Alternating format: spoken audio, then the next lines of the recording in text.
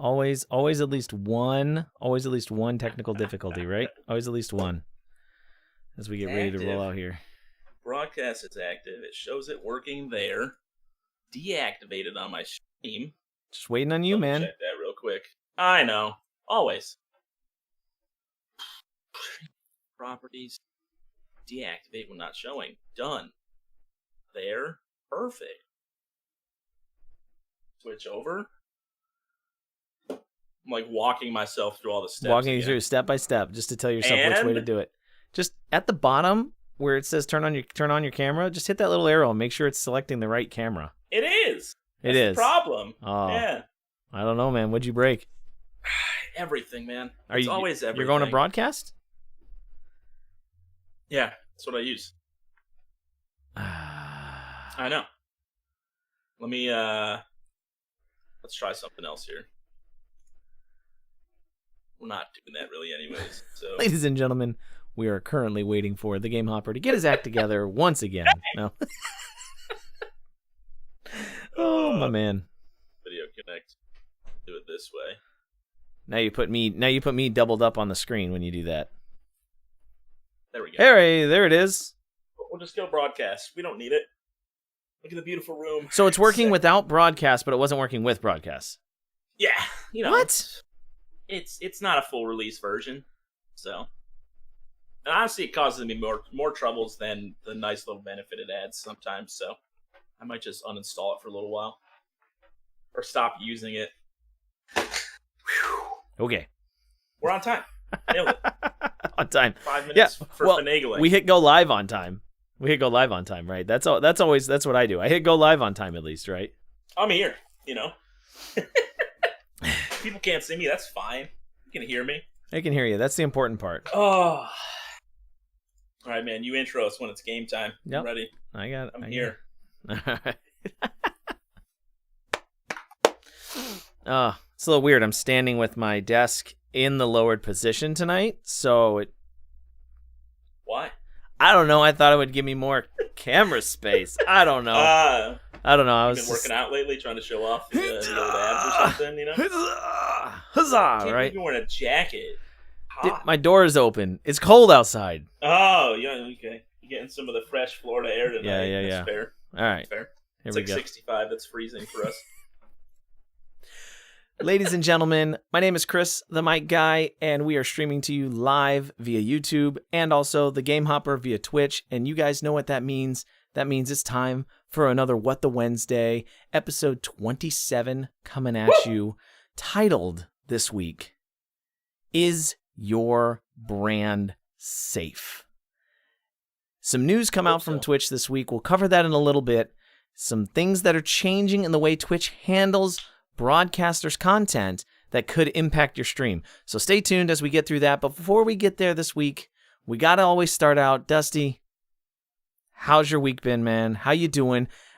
Just like you said before we hit that go live button, dude, it feels like it's been forever since we've actually talked. Like it's just been kind of like behind this week because of me being sick. That like assumed coronavirus all over my body, in my body. It felt so weird, you know? That's one way to put it. I like it. But no, I mean, things are good.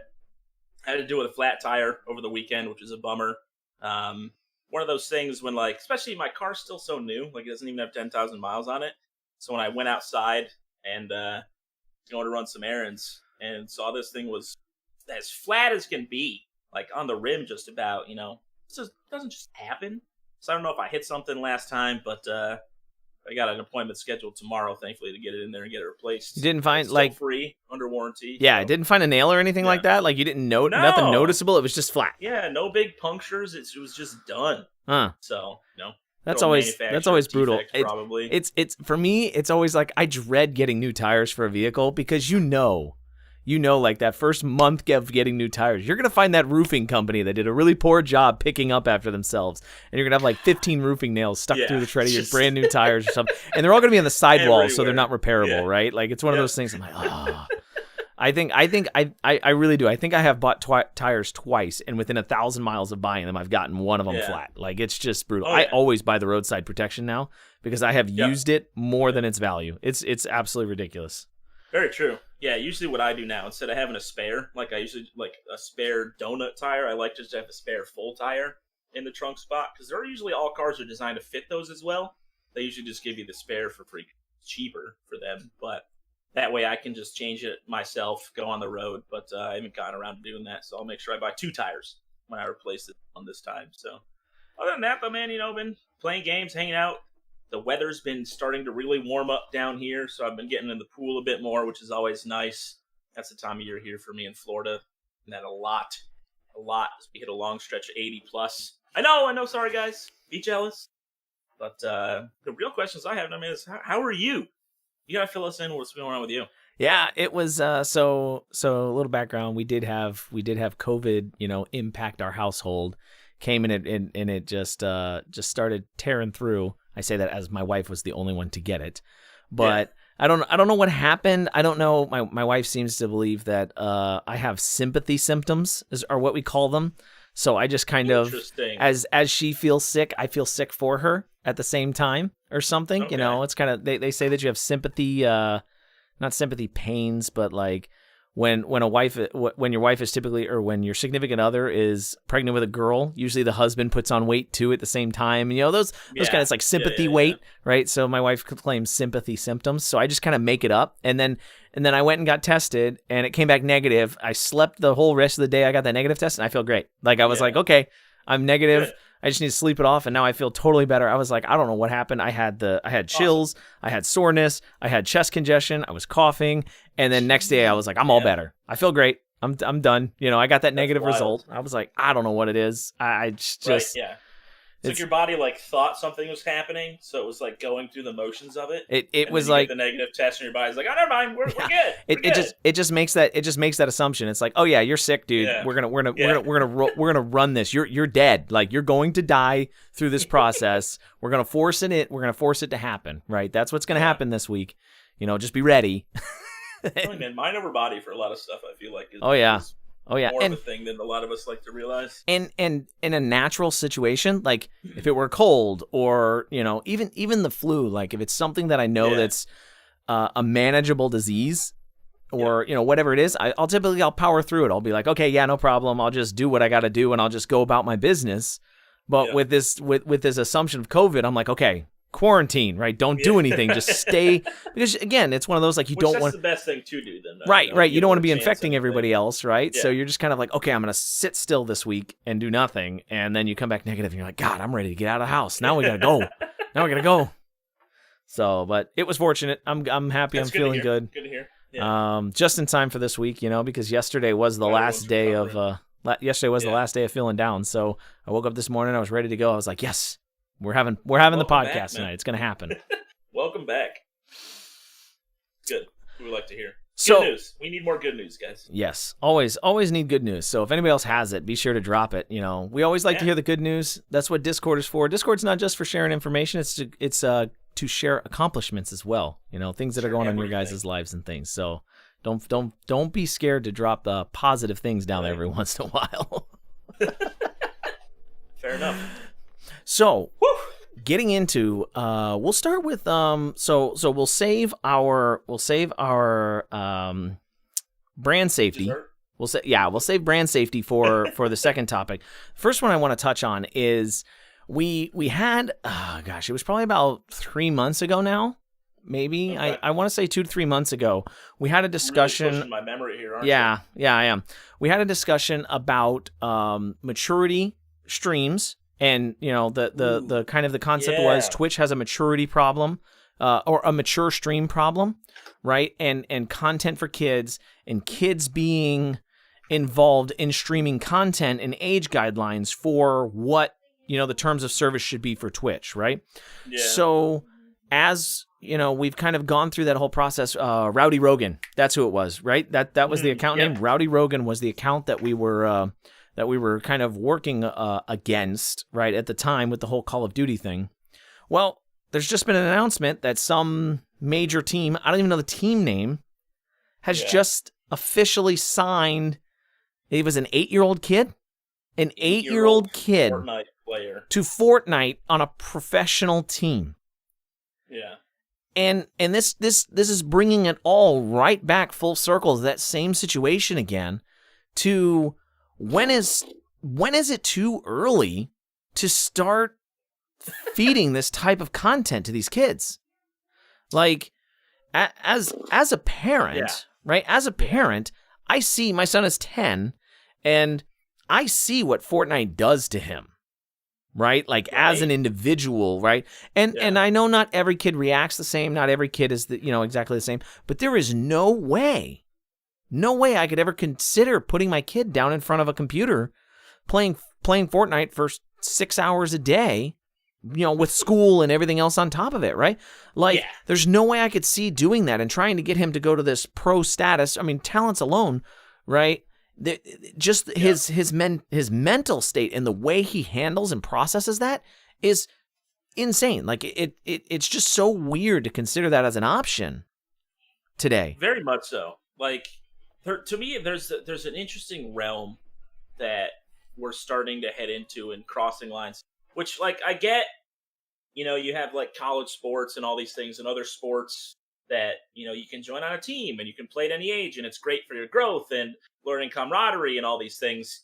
And there's a reason, though, that even with college sports and stuff like that, none of these athletes are getting paid for what they're doing. But somehow esports exists outside of that. So I don't know if that's something that has to change or be looked at. Like, I understand, in a way, when you're a certain age, sure, you're doing this professionally, competing for prize money. It's nothing to do with, like, regular sports. But yeah, this kid, I think it was Team 33 out of California. Like, 8-year-old kid got a $33,000 signing bonus along with a brand new computer for joining this esports team. And that's just, I don't know. I'm okay with it as a hobby for someone that age. Like you said, maybe doing it an hour, 2 hours a day here after school, after their work's done, which I'm sure their parents hopefully are going to still push anyways. But you don't want to encourage someone like this to start weighing this opportunity, playing games professionally, over their education at such a young age. I feel like that's dangerous waters. It turns into I mean, you kind of started that discussion there. Like, at what point does it go into child labor laws, right? Or things like that, right? Like, at what point does this become a profession and a workforce, and hours worked played becomes hours worked, right? Because we keep talking about, content creators, streamers, gamers, esports players want to be taken seriously. We want this to be thought of as a profession. Well, if we do, we gotta treat it like a profession and follow the laws that are set ahead of us, for professionals, right? Like, you can't just go into a restaurant as an 8-year-old and work 6 hours a day, because what's going to happen is they're going to be up in arms about child labor laws and all this other kind of stuff. Like, you're using kids to do things you shouldn't be doing. This kind of falls into that same concept. Just the fact that he enjoys it doesn't make it okay, right? Just because it's an enjoyable thing. You could have a kid who enjoys building hobby cars, like builds hobby cars, but you can't put him on an assembly line building hobby cars like that, even though that's what he loves to do. You can't do that and then pay him for it and say, oh, he's just having fun. Which, it is strange how, I don't know if I'll call it a disconnect, but because even if you take, what we consider esports, part of the entertainment industry?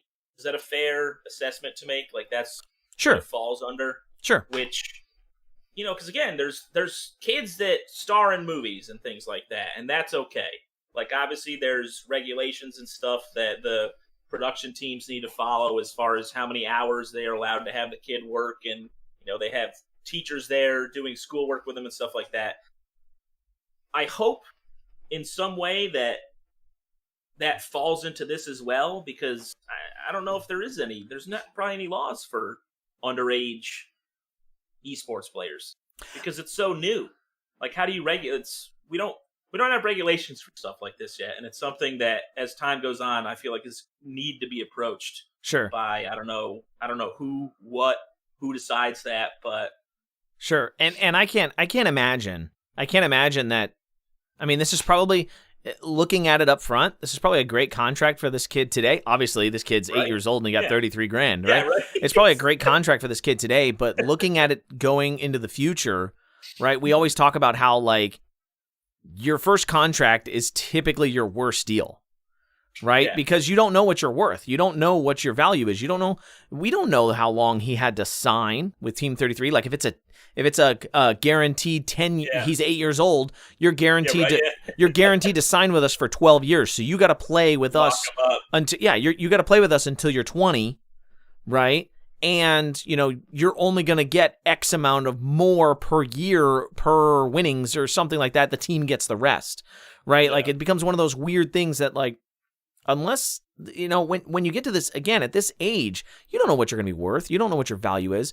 I mean, granted, you could flop and not be worth anything in 2 years, and you've raked them for money at that point, but, you know, chances are these teams aren't stupid, right? These people making these contracts aren't dumb. They realize what's going on, and they're in it to make money.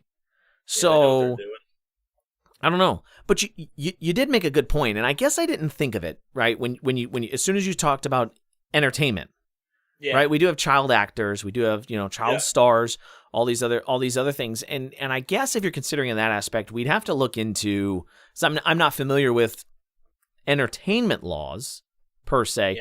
I do know you made a point. I do know that I've heard references to I believe it was Mila Kunis. Is that how you say her name? Mila is that? I'm Mila? probably Mila. Yeah, I'm probably butchering it. I don't know. I do know that there's talks that when she was on that 70s show, right? She was under 18 when that show started filming, and for you know, for like the first 2 years or something like that, she wasn't 18 yet. So they actually had to have a tutor on set, and she had to maintain certain grade GPAs and all that kind of stuff to even remain. That was all a part of her contract to make sure that she you know, fulfilled her responsibilities and kept up with the filming of the show. So if those type of things are being accounted for, maybe, you know what? Maybe Team 33 is paying for tutors and all other kinds of things like that. Maybe they are, and we're just not, you know, that's not the broadcasted news, but, you know, it still just seems really, really weird to say that, right? To put this into place.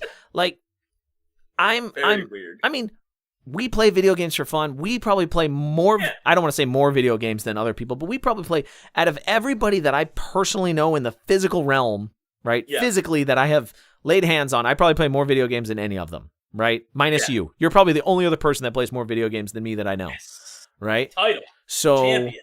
So, you know, we play a lot of video games, and I'm totally for that. Like, if you've got the mental capacity to do it and you've got the drive to do it, but you can still maintain your real world stuff, by all means, play video games. It's fun. It's a good way to just release. It's a good way to get stress out of your body. But again, there's so many things that an 8-year-old hasn't done that he'll never know. So many.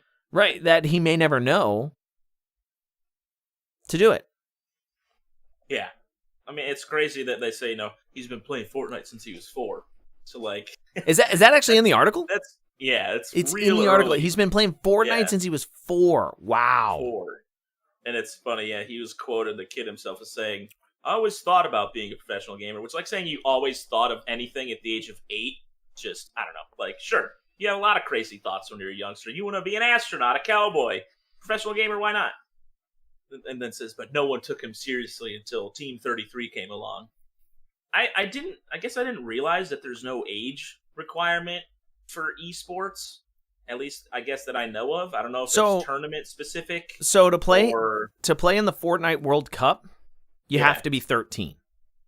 Okay. So I don't know. He wouldn't be able to compete in that. Yeah, he wouldn't be able to compete in the Fortnite World Cup. I don't know outside of that, like what other tournaments that are hosted, right? What requirements are, but I do know specifically about that because I do remember there was the big issue of a kid lied about his age. He was he was 11. He was like 11, lied about his age to get in, and he placed. And then he had to forfeit his winnings, and then they were like, oh, well, now you can't come back till you're 13. I was like, he wasn't allowed to come back till he was 13 anyways. He wasn't supposed to be there anyways. Right, That's not much of a punishment. But whatever, okay. Yeah. Could you imagine sitting down in like a big LAN center for some gaming tournament you signed up for? and you're just surrounded by like 10 and 11-year-olds. Today, at my age today? Yeah. Oh my gosh. Today. And they're all just destroying you at every step. Like, I think honestly, I think I started to feel that when I was last tried to play like Halo tournaments. Yeah. Because like we would go to the GameStop and they'd host like little local Halo LAN parties and stuff like that. Like the weekly stuff, and they'd host like little stuff like that, and we'd get a couple buddies together and we'd go play Halo, and we would just get rolled by 10-year-olds, and I'm like, that's it. This is what my FPS life has turned into. Pass on the crown at that point. But it's interesting to me at such a young age. Like, sure, I was playing games when I was little, but like, it was like Mario Kart and things like that with my buddies on the side, because obviously PC gaming wasn't anywhere near what it is now, and not necessarily this is all done on PC, but more of the professional scene is going to be computer players. It's just to commit that kind of time and have parents be okay with it to get that good, and you have to think what this is going to do to like people wanting to play actual sports. Because you could be an amazing baseball player where maybe you have great hand-eye coordination, which hand-eye coordination translates very well over to video games too. And you have those options laid in front of you, and it's like, hey, I can be 10 and get, 8, and I can be really good at something, get $33,000 signing bonuses and become a professional player, or I can play baseball for the next 10 years, get a scholarship to go to a school, and then still be like 7-8 years away from actually making money from this sport. Yeah. And it's like, obviously, which path is the kid going to want to choose? I'm going to play video games. Everybody's going to take that route. You have a chance to cash in sooner. Yeah, for sure. I mean, the only defense I could see with this is when it comes to like parents who really pursue musical instruments or I don't want to say woodworking. Musical instruments, I guess, is the only thing I could really push this towards, or like singing or something along that line, where like, you've got a kid and you're like, this kid really enjoys singing, and so I'm going to start paying for singing lessons when they're 7, right? And start having them be a singer, and hopefully by the time they're 13 or something, they'll have an opportunity to actually sing and make some money off of it or something like that. But it does. But that all leads back into the entertainment industry, right? There's no actual like sports or major professions outside of the entertainment industry where you can break in at a young age like this and make money off of it. Yeah. Like, and that's the scary part of this, Very scary. And jumping back to child actors again, if you asked me to be in a Burger King commercial and you'd give me $500 to be in a Burger King commercial, heck yeah, I'd take that, right? Whopper. Yeah, I'd eat a Whopper on camera or something like that, right? I hate Whoppers, but I'd do it, whatever. Yeah. I'm just saying, like, it's one of those weird things that you kind of touched it there too when you said if you have an opportunity to cash in early, you're going to do it. Especially, like, one, if your parents let you keep the money, amazing, right? Like, if your parents actually let you have the money, that's one thing, but then even if, your parents are going to, depending on the parents, more often than not, especially in today's economy and the way things are going, parents are going to want you to cash in on it too, because assistance helps. Like, every little bit helps every family, right? Yeah. So if parents have an opportunity to say, like, oh, well, this could pay, even if they did it like in a business perspective, even if a parent was smart and they did it in a business perspective, oh, well, this is going to pay for internet, this is going to pay for, gear for him and all this other kind of stuff, right? And the team's going to pay for some of it, and then we're going to have to pay for the rest of it. At least they're finding ways to offset costs that they'd normally have to pay for his hobbies anyways, right? So, it's going to pay for transportation expenses, blah, blah, blah, all this other kind of stuff, right? So, of course, the parents are probably going to want to cash in on it as long as the deal is suitable to their standards, right? And when you're throwing tens of thousands of dollars for just the signing bonus, that doesn't include any earnings that he can win in the future, right? I don't know what the rest of the contract looks like. Yeah. You're talking about, an opportunity for parents to not live well, but to plan for the kid's future through college or whatever, right? Like, they just have, of course they're going to take that opportunity. Of course. Why wouldn't they? Right. Yeah. But it's still like, you made a mention. It was kind of funny. You made a mention about Mario Kart and things like that. You're totally right. Yeah.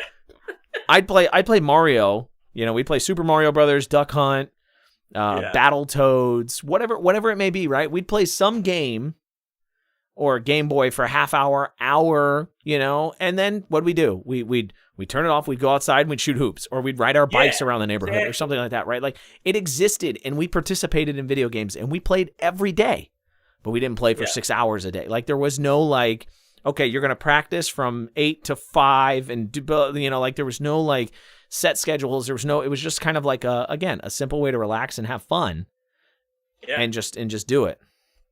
Yeah, and I was someone, too, who played a lot of sports competitively growing up. And I remember there was a point when I had hurt myself and got stuck inside for a while, is when I first found Counter-Strike. And that became like my new competitive outlet. And, you know, I did. I went on to make some money playing that game, which was awesome. And I definitely know if I grew up again with the times they are now, I'm not saying I'd be one of these God-gifted, amazing players, but I definitely would have wanted to go the route of trying to play games competitively more so than going outside and playing sports. Because, I mean, you know, it just seems like it's an easier, especially the money potential. As a parent, why wouldn't people want to? As a parent, it's the hardest thing in the world with my son. You know, we've had the discussion in the past. I imagine. My son, every other day, I want to be a YouTuber. I want to be a gamer. I want to be a streamer. This is what I want to do in life, Dad. And I'm like, dude, when I was your age, I wanted to be a fireman. Yeah. Like, I wanted to, or like, I wanted to be my dad. Like, I wanted to be, you know, baseball player. Yeah, or whatever, right? Like, I wanted to be a body man like my dad, right? Working on cars or something like that. Like those were things that I was looking at doing. Like, there was no, like, I'm gonna play video games. Yeah, like, no, and I say that in a I say that in a silly way, but yeah, like, and I keep having to tell my son, you know, it was very laughable back then. It was definitely like, it didn't exist. You got to think about it. When we were kids, YouTube didn't exist, so it wasn't a thing, right? Very fair. So, but you know, I keep having to tell him, I'm like, you know what? If you turn 13 and you want to make a YouTube channel, we can talk about it, right? Like, I've got the gear, I've got all the equipment. Yeah, right. Yeah, we can do it. But you're going to have a plan. Like, it's not going to be, I'm going to sit in front of the computer and play video games and hope to get found, right? Like, you're going to have a plan and you're going to have something. Yeah, that doesn't, yeah. You're going to have a plan and you're going to tell yourself, like, this is what I want my YouTube content to be based around. You know, he's learning classical guitar. So I was like, he wants to do covers. He was talking to me today. He's like, Dad, I could play other people's songs on the classic, but play them in the classical guitar style. Yeah. And I'm like, there you go. That is YouTubeable content, right? Yep. That is something you can do on YouTube. That's how you be a YouTuber, right? Don't just tell yourself, I'm going to play video games, right? Like, that's what I don't want it to be. You got to use a skill to make video. And I hate saying it like that, because it's not like gaming doesn't have skill, right? Because I know firsthand it has way more skill than I contain. But yeah, I mean, it's just that the way that still fits in there. No, yeah, and finding some sort of niche outside of just gaming is going to open up your potential for being successful as some sort of internet influencer, entertainer, whatever word we're using these days, content creator. So finding a niche outside of gaming is definitely going to help. And just going back to the, like, parents wanting to cash in and stuff. The Rowdy Rogan is one of those scenarios too that was, you know, interesting to me. And, you know, we questioned it a little bit, how his father is the one that runs this Twitch channel for him, you know, the 5-year-old COD player kid at that point. And I'm really curious to see what time is going to do with all this, what we're going to see in the next 10 years. Is it going to be, you know, is the internet and YouTube and Twitch going to be taken over by these young influencers with channels and stuff run by their parents? Channels run by their parent. That's an interesting...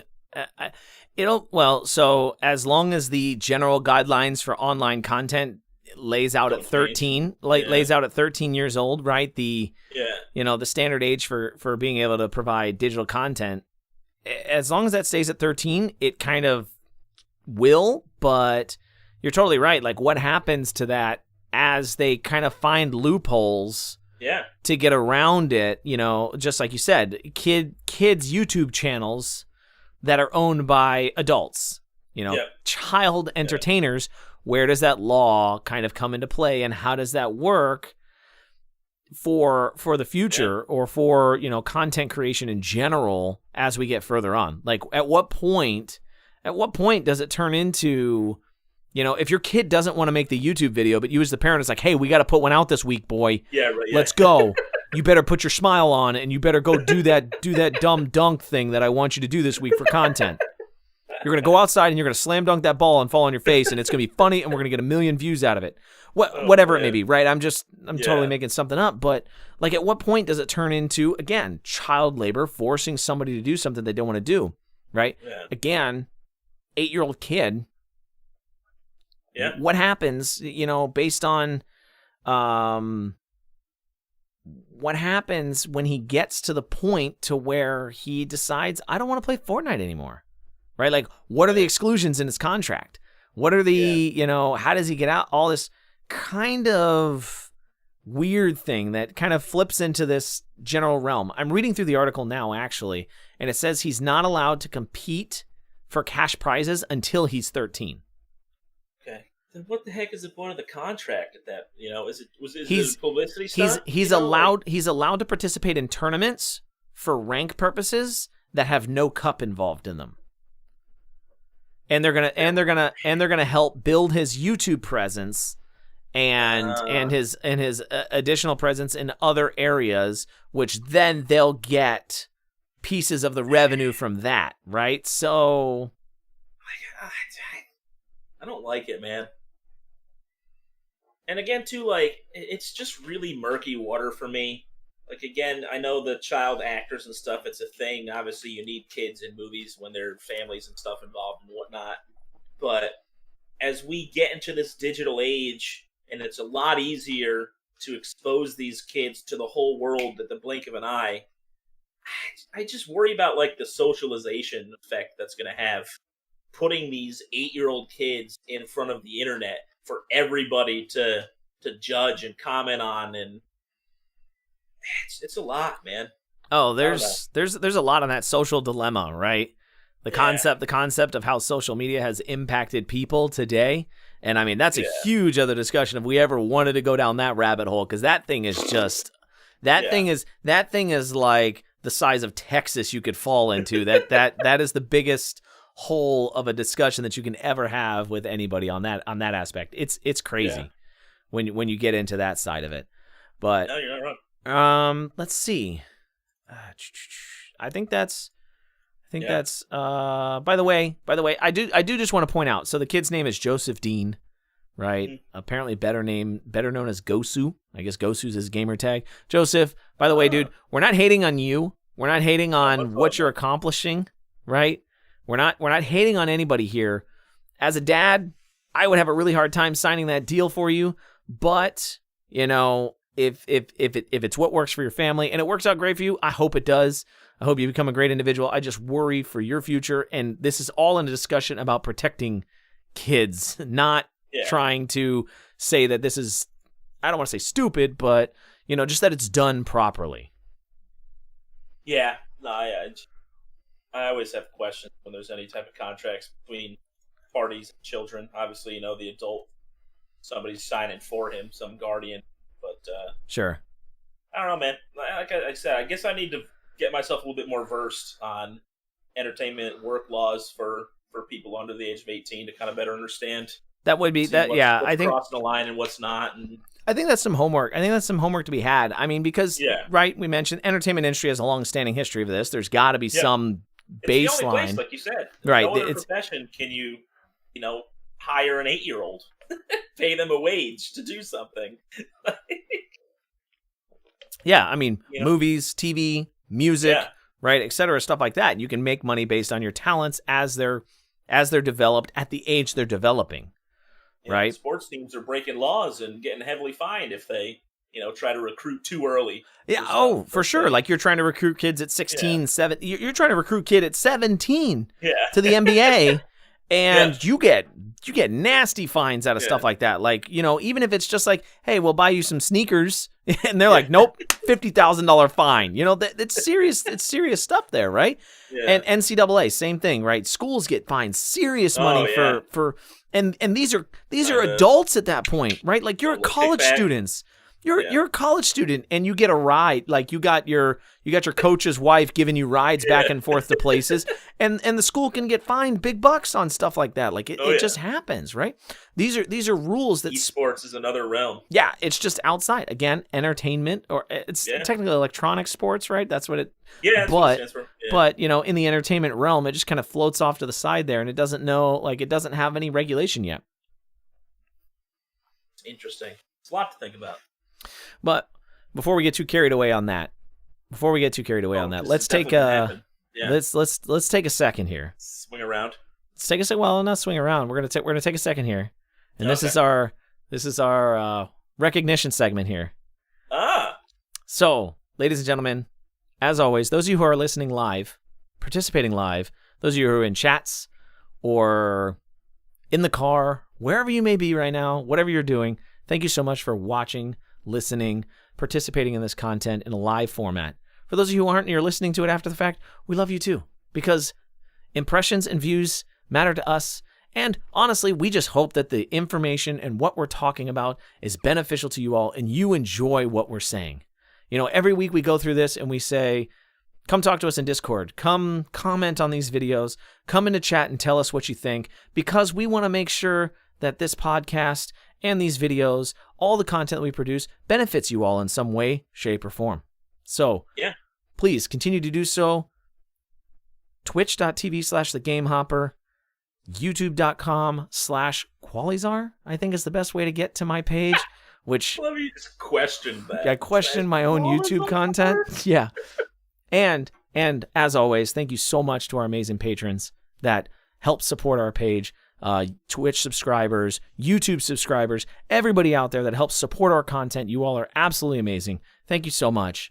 Do you have anything additional quick to say? If anybody wants to join those lovely Patreon supporter families, feel free to check us out at patreon.com/thegamehopper or patreon.com/themikeguy. Very easy to find. Very cool things on there for both of us. Cool stuff for all the tiers we have, exclusive merch, all the fun stuff. We're trying to give back. We wanted to make it worth it for you guys as well, outside of helping us produce more of this lovely content for you. We do love to talk, but we want to make sure we're talking about things that you guys care about and that are relevant for all you awesome listeners out there. So we love ya. So I love that's my favorite. We love you. Good night. No, we're not done yet. I just love them anyways, man. So beginning and middle of the show, doesn't matter. Yeah. The love's always there. Yeah. So the now we're rolling into our titled segment here. I want to say that this came as a shock to me when I heard about it. No kind of notice about this. It kind of got discovered in the back end, and I don't even think Twitch wanted to know about this, right? So it was leaked in their API. Yeah. So again, there's always people out there who are scrounging through code. You were the first person that posted about it, but I've seen 3 other people bring it up in like the past day. So this is going to be a hot topic for people going in. And what Twitch does with this is going to be very impactful for streamers and content creators going forward. Now, again, if and when it comes into place. If and when it comes into play, yeah. Twitch is still stating that nothing has been launched yet.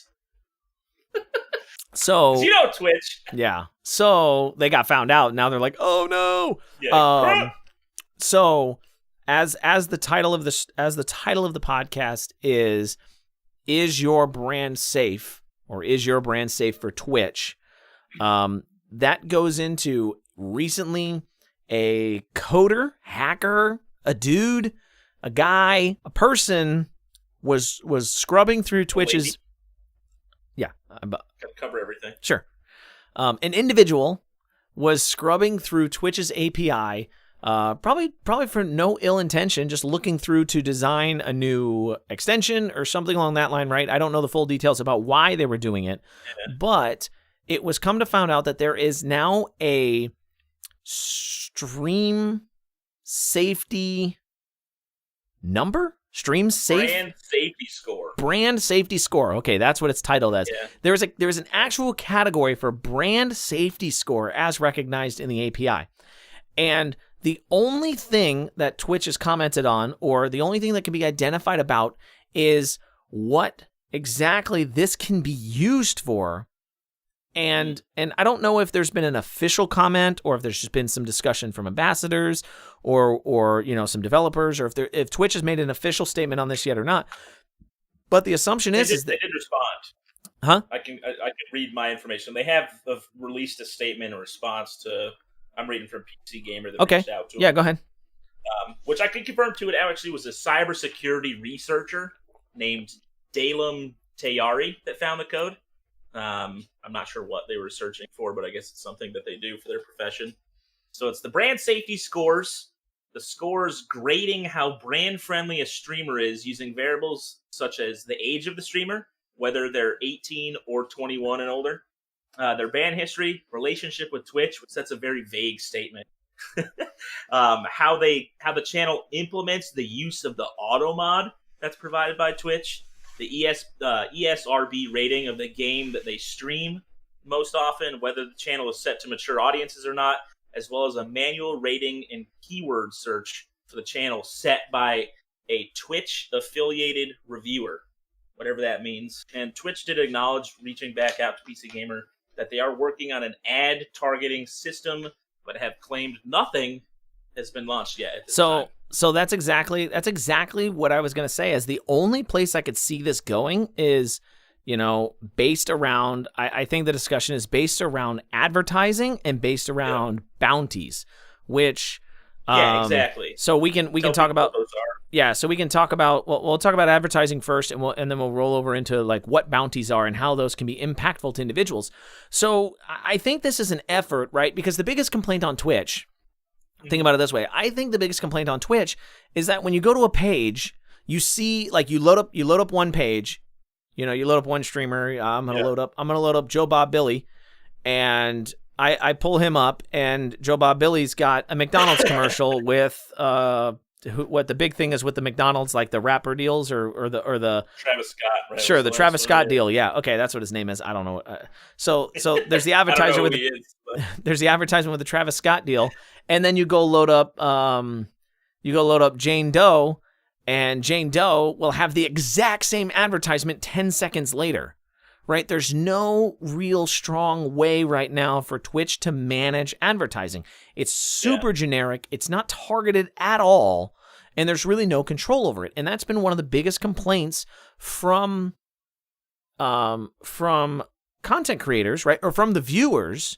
And then at the same time, there's been no opportunity to actually capitalize on revenue for marketing or for advertising because a marketing company or, like the company selling their advertisement, whatever, so nobody's going to buy an ad slot if they don't know that the people watching it are targeted towards their advertisement, right? So they're paying substantially less per ad because it's got to be super generic and it's going to go to 1,000 eyes that are never going to touch their product or never want their product. Yeah. Right? So it ends up in this weird situation with advertising. Yeah, I mean, one of the reasons right now I don't like to run ads on my channel manually is one of those too. It's because I don't know what's going to pop up for you guys. And the kind of content we provide here, I'm not trying to throw Fortnite ads in your face or, something for some detergent or whatever it be. It's a lot of random stuff. Like if I'm playing a game like Rocket League or Apex and I know I can hit the ad button and it's going to be a Rocket League or Apex ad, that makes a whole lot more sense and it makes the content feel a lot more fluent, even though we're dropping a little commercial in the middle of things. Sure. If you do primarily just chatting, right? If you do primarily just chatting, then maybe they had advertising that's more related to, like you're saying, McDonald's, Tide, whatever it may be, right? Sprite or whatever. Like microphone companies or things like that, stuff where it's related to the content of the stream you're doing too. Right. But then if you play Apex or et cetera, right? Like if you primarily play FPSs, maybe then you get like Logitech G or you get Razer or you get other advertisers that are based around that. Another interesting thing, you mentioned the age status of the streamer, right? Which gets kind of interesting because, I mean, granted, you already have to put your age in when you sign up, but I never really knew if that mattered in terms of advertising targeting. Like if they play, like I get Miller Lite ads all the time, right? But I didn't know, I don't know if everybody gets Miller Lite ads all the time or if it's just, well, that's exactly right. Like, does every channel get the Miller Lite ad? Or is it just going to be for somebody who has their stream that's 21 plus? Which right? anybody out there, if you're not over the age of 21, please let us know, just out of curiosity, either in chat or in either the Discords. If you are under the age of 21 and you're getting ads for alcohol or other 21 plus related products on Twitch, YouTube, anything like that, I'm curious about all of it. Yeah, I mean, those are things I can't experience that anymore because I've got so much search history and so much running data through my accounts. Like, I'd have to create a brand new account. I'm not going through all that mess, right, to try to do that. Google knows me better than I do. Yeah, exactly. So and then you end up with the other weird one, right? Is your content mature or not? And I can see value for non-mature channels, right? Whereas again, you're looking for a product that's a little more wholesome, a little more soft, a little more homely, right? And homely, I'm trying to think of like a little more, a gentle product and family friendly. Yeah, a family-friendly style product, and you necessarily don't want that played on a mature channel. But I think it's actually more on the opposite end, where if you have a mature advertisement, think of cologne commercials. Like, get out of here! Like, cologne and perfume commercials are some of the naughtiest things you ever see on TV, right? God and goddesses. What is that? Yeah. So why is that what they always do? I don't understand it. You can't. I mean, I do. You can't smell through TV, so they got to make it look good somehow, right? Yeah. They got to make it look good. They got to make beautiful people wear their product, otherwise, because you can't smell it through TV, right? That's the only way you can do that. But those are the types of things. Like, obviously, you don't want all the 8-year-olds watching Ninja play Fortnite, grabbing one of those commercials, because then they're gonna go to the bathroom for a little bit and then come back later, right? It's ads pop up. You don't need that for exactly a family-friendly content stream either. That's exactly right. Like, anything where you end up with situations like that. So I could even see where, like, a wholesome ad could play on a mature channel, but flipping that in the opposite way, you wouldn't want that to happen, right? You would want to have some control over that. So from the beginning, or from the outset of this, I think it's a kind of a cool idea. I think it's I'm actually all for it. Yeah, it's kind of a neat concept. Where it starts to get weird are some of those additional categories that they've added in, right? Like standing with Twitch. Yeah, what on earth is your relationship with Twitch? Like, what defines that? I almost want to go to the point to say maybe that's, like, is it just affiliate partnership? Like, maybe that's like simple streamer affiliate partner, right? Like, maybe it's those three categories, and that's your relationship with Twitch. Maybe that's the category. Maybe that's the definition for that.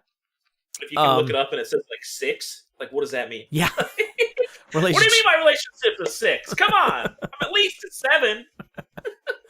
Yeah, and you end up with number of times banned. Like, I really have to wonder, like, what does the number of times banned have to do with advertisements? Like, unless you're having like a Cottonelle commercial, or I'm trying to think of something totally random. Like, unless you have a brand that's like, I don't want any of my advertisements to be on a channel that's had a ban on it. Like, who makes that?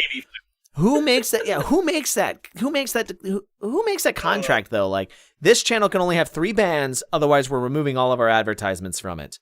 That doesn't happen. I don't see that as being a thing.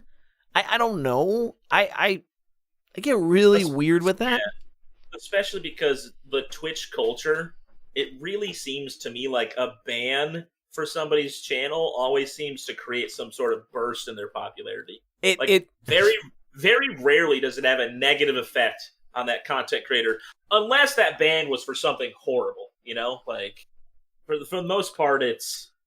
I'm going to do a generalization here because this kind of stuff happens a lot. It's the female streamers. Something happens, it's a bit too revealing, and you got what? You got a massive population of 13 to 34-year-old guys watching streams that say, oh, hey, this person just got streamed for showing a little too much.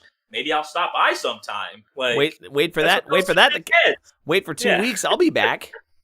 Like, or you have content where, like, it gets kind of weird where, what if the ban is not caused by your effect, right? Like, what if, what if somebody comes on your channel to get you banned, and at that point it goes on your record? How are they tracking that, right? Like, is this like, offensive bans and then regular bans? Like, are there two categories for this, or is this like, how do you manage that? And what are Twitch's guidelines going to be on that, right? And it's always this really flexible. Of course, we're Twitch. Always. We're gonna say that this is gonna be super flexible, and nobody's gonna really not take this seriously.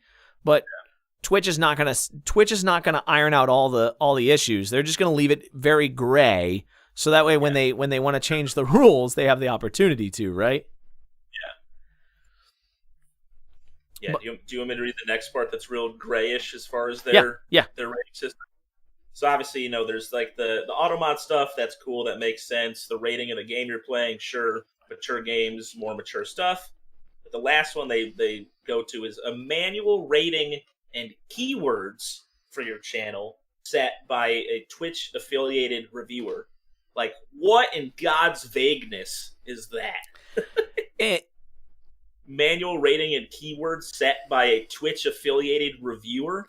So that's the gray. Like, the only thing I could think of is, again, I would hate to have that job, like watching people's VODs all day long. Like, that's all you do is watch VODs, and you gotta make a determination about that person's content based on the one stream you watch out of thousands that they do, and chances of you circling back to that individual are slim to none. Like, again, a Twitch affiliated reviewer, you know how many people they would have to hire to go through and review every channel that's active on Twitch? That's not going to happen.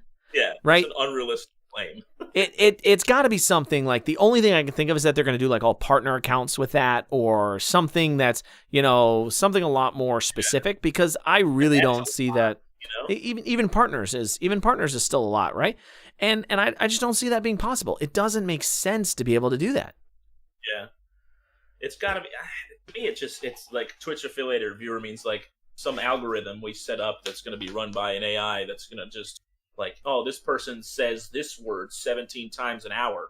Can't have them advertise for this other company.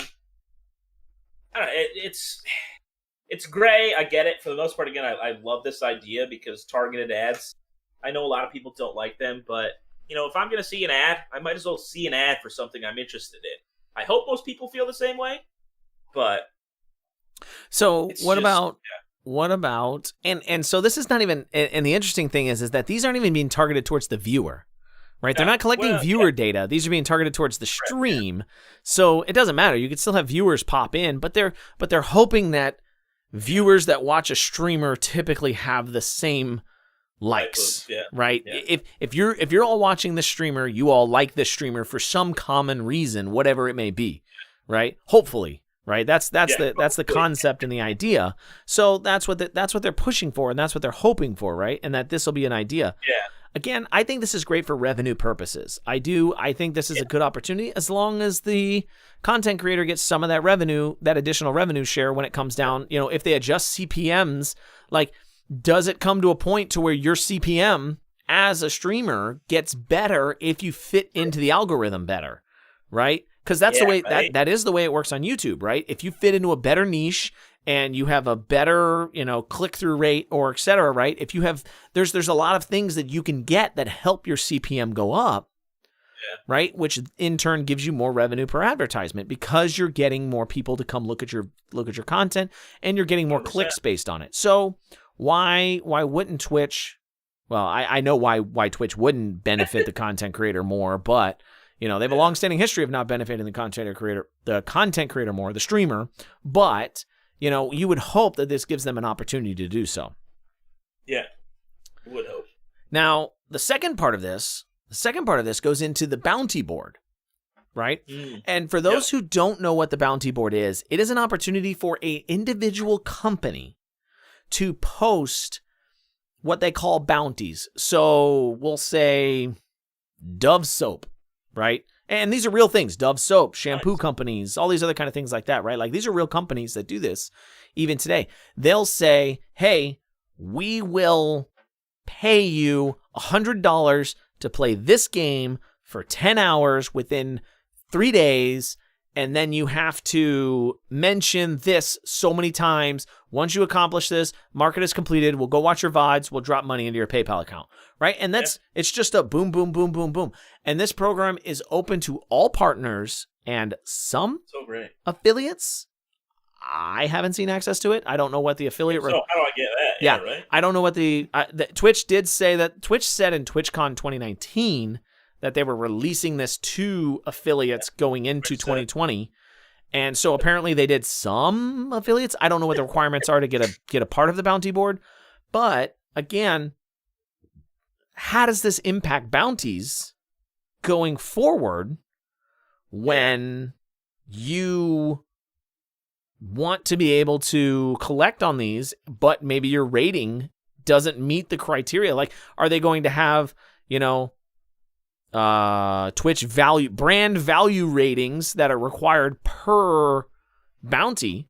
And do you qualify? Or, it gets into that question of like, how do you monitor? Will you be able to monitor your brand value? Yeah, right. See your own score in a sense. Right. How do you make, like, if your score is lower than you want it to be, or like there's one category that you're not hitting on and you need that category to change, how do you know, right? Like, how can you tell, or like, what can you say to say, hey, I want these additional bounties, or I want this additional advertising. How do I know that this is what I got to do to make it improve?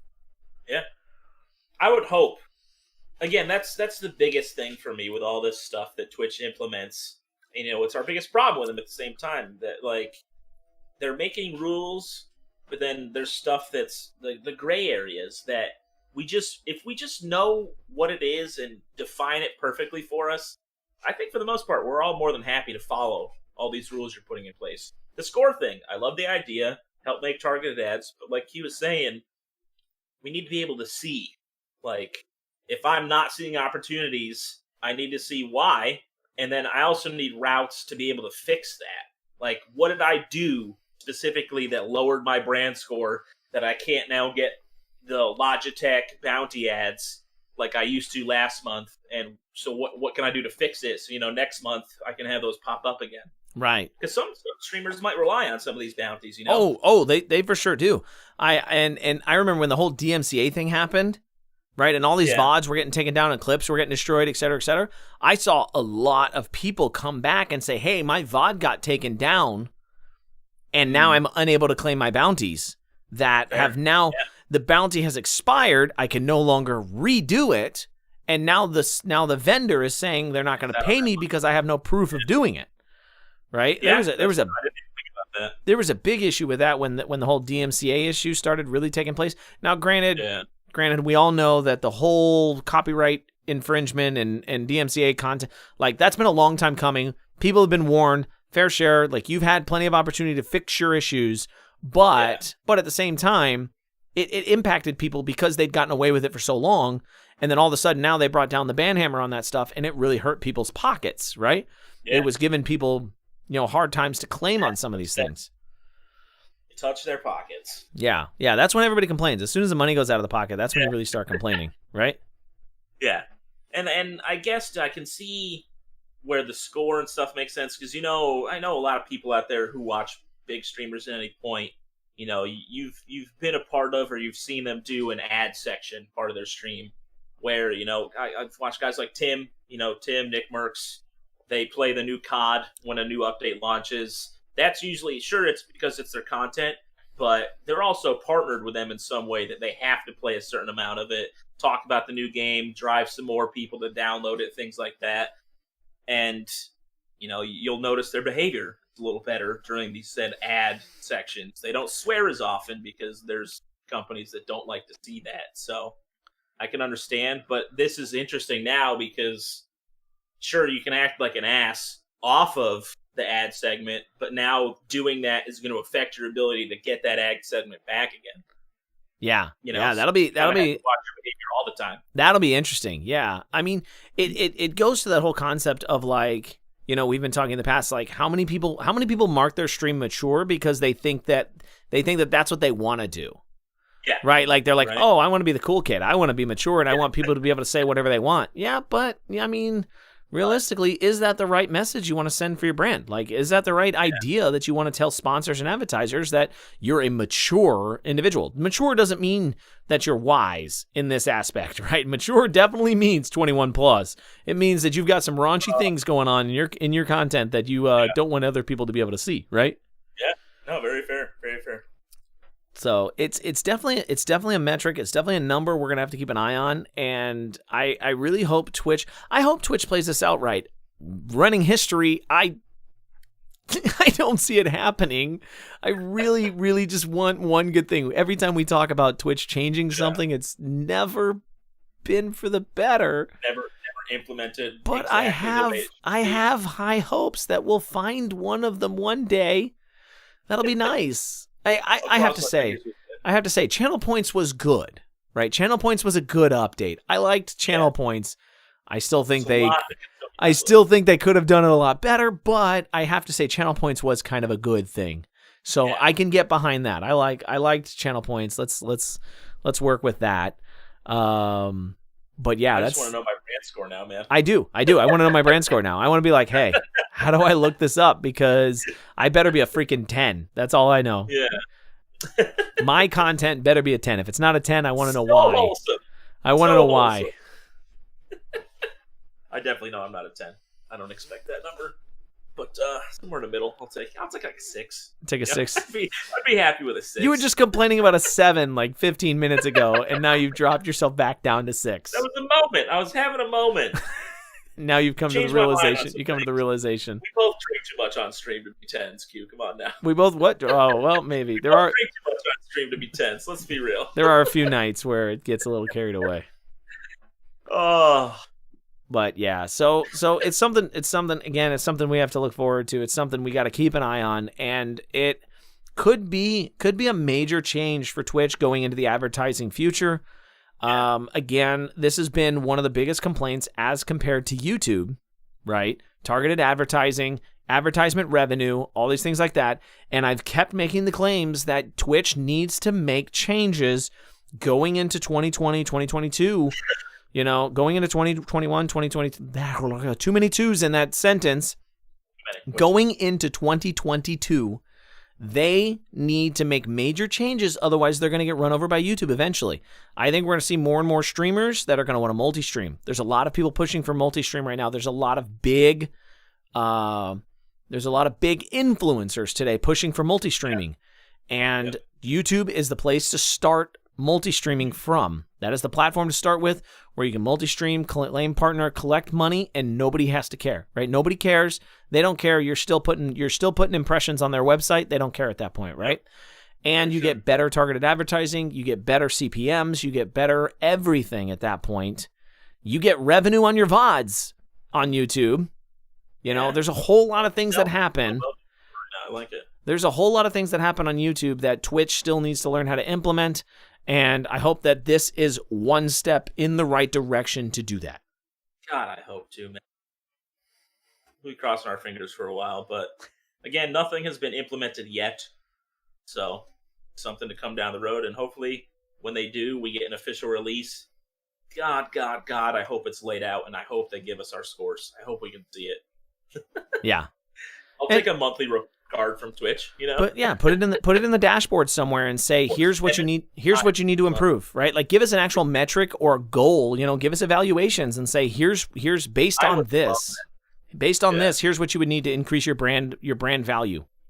Right. Cool. Let's do it. Let's and it gives you honestly, that's one thing. I think we talked about this a week or 2 weeks ago, maybe. That's one thing that again, content creators don't have, is they don't have a real strong way on what they need to do to improve.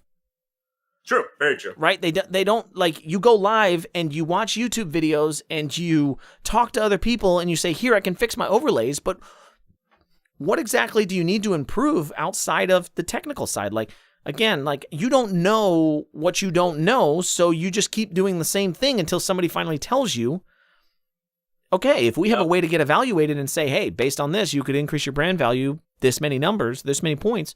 Hey, that's a good idea. Let's go off and try that, right? And then more and more people start doing it. It becomes more and more recognized. You have more opportunities to improve. You have more opportunities to climb the ladder. Maybe maybe there's even a look in there for Twitch to promote higher brand valued streams. Right? Yeah. Helps your visibility. Ooh.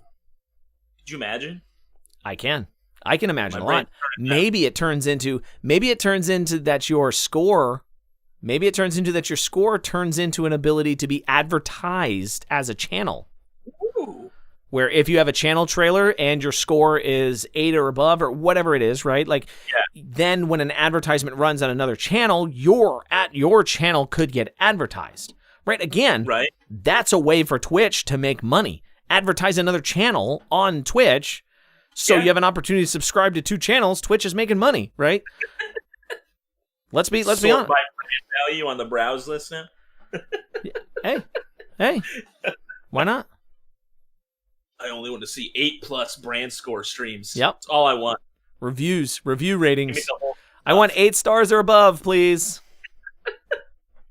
God, man.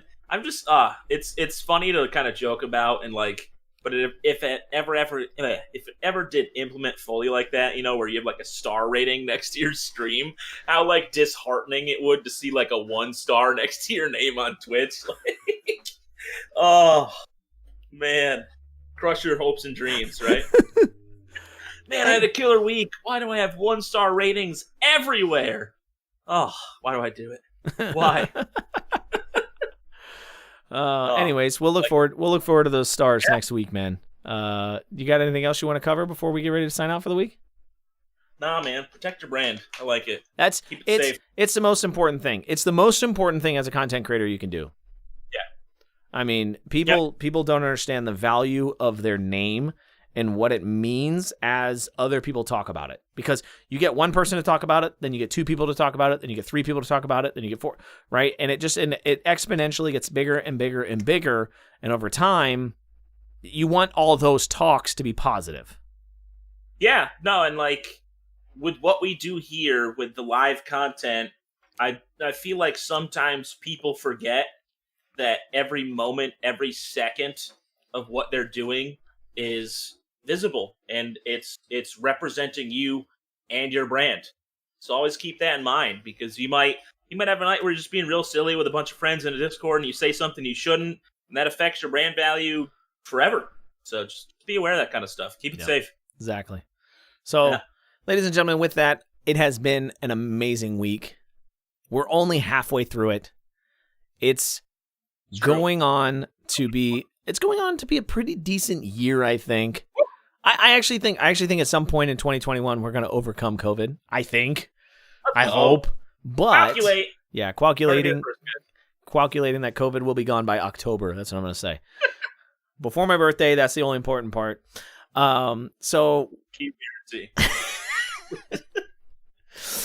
And so thank you once again hanging out with us on a wonderful Wednesday evening. We're going to go play some video games now. So if you guys are interested, twitch.tv/thegamehopper, go find him. He's live right now while I'm saying this, so be sure to go check him out. For those of you that are already watching him and you're hearing me through his stream, stay there. Don't go anywhere. I will be over there very, very soon. We're going to play some Phasmophobia. We're going to scare ourselves around a little bit. I was going to say some other words, but I realized this is going on the podcast on Anchor, and I'm not...